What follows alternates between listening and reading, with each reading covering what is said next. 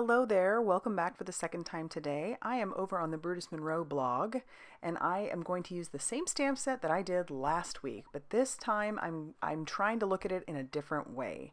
I really wanted to take the tree from the Tree of Thanks and I wanted to see if I could kind of make it a little bit spooky because last week I made it look very fall-like. I used fall colors and it just looked like a sweet scene. Just by the colors that I use. So this time I thought I would do a little ink blending and try and see if I could make almost an eerie background. I ended up making two cards because I was trying two different color palettes of purple because I wanted to see which one would match better with the Haunted Mansion paper because I really wanted to use that as well. And so I'm using some distress inks. This is the Seedless Preserves. And I'm also going to use the milled lavender in the center. I had cut out a circle mask, basically just used a circle punch. You could use, this was a 1.5 inch circle punch, or you could use one of your circle dies or whatever you might have on hand, even freehand cut one if you really wanted to.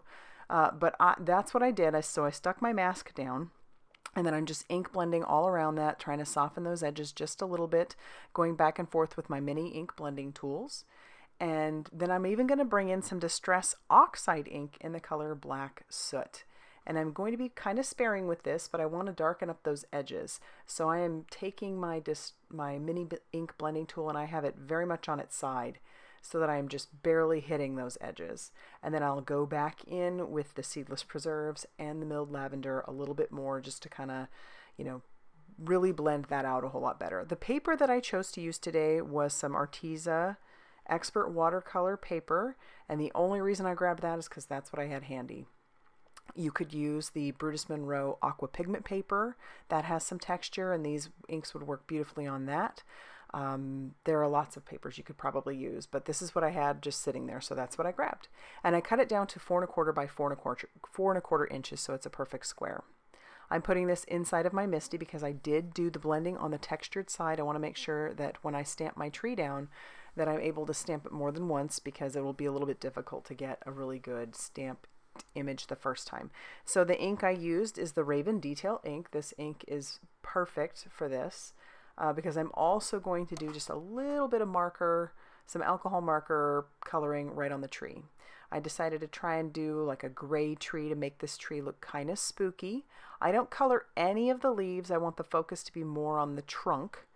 And I figured by doing some purple ink blending and using a gray tree, you'd end up with kind of an eerie, spooky background. And I think I achieved that. Now, finding the sentiment was a little bit more difficult because like I said, I wanted this to be more of a spooky, almost a Halloween card, but I didn't want to put Happy Halloween right on it. So, but the paper I wanted to use that spider paper from the Haunted Mansion. So this is the first one that I made, or the second one, the second panel that I made, and you'll briefly see the first one here. And I'm going to spritz a little bit of water on there, wipe that up, and I'll even spritz a little bit more. Let that sit for a minute, activate those distress inks. And then I'm going to bring in some Pewter Sheer Shimmer Spritz. Now, I don't know what I was thinking. I should have grabbed my Aqua Pigment in the color Pearl because this would have been so much easier and it would have been so much more shimmery, if that's the word I'm looking for. So it would have been a whole lot more shimmer if I had just grabbed those. So if you don't have that, try and find what you do have, but I really love my Aqua Pigment in the color Pearl because it's perfect for that. And now I'm just going to heat set that so that I can really bring some of that out.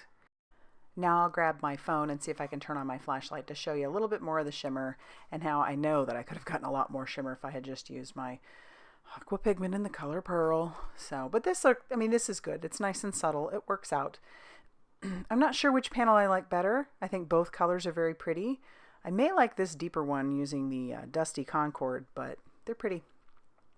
I had a sheet of sidewalk cardstock from Brutus Monroe that I cut down to 4.25 and 11 by 11.5 inches for both, and then I'm going to score both of those at 5.5 inches so they'll both be top folding A2 size cards.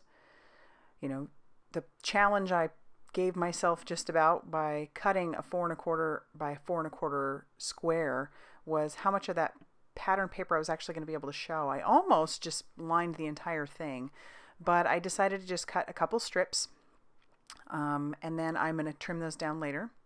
I'm going to take my Alabaster embossing powder and just test out where I want to stamp, just to make sure that that ink is completely dry, because I did use inks that can stay wet, and I also use some wet mediums, so I definitely want to make sure that I'm not messing around with that embossing powder sticking to places that it shouldn't stick to.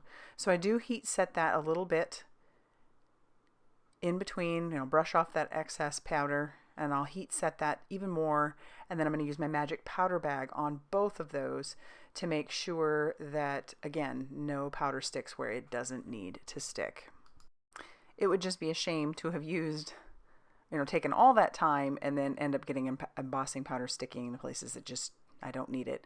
So I inked it up with the embossing ink, and then I'm covering that with that Alabaster embossing powder, and then I'll heat set that till that is smooth and melted, and you'll be able to tell because it will kind of become shiny. And then I'll do it again on the other panel.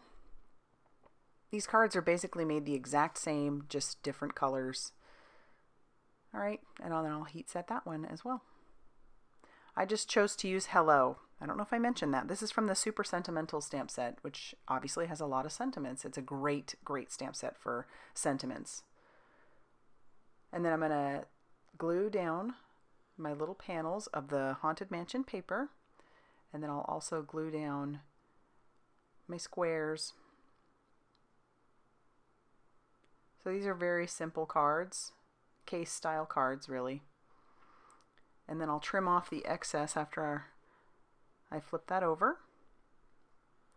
And then we'll do the exact same thing once again with the other panel. I like that sidewalk cardstock because it's certainly not a white, it's more of a very subtle gray. I think that adds to our little eeriness here. So as I said, I am over on the Brutus Monroe blog. If you'd like to go and check that out, I will have that linked down below in the description box along with all the products that I used today. Yeah, so go head on over to the blog and check out what everybody's been doing. There's always lots going on every day, so go ahead and check that out. And if you liked this video, please hit the like button.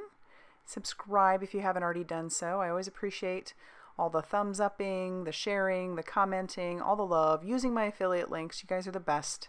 And as always, thanks so much for stopping by.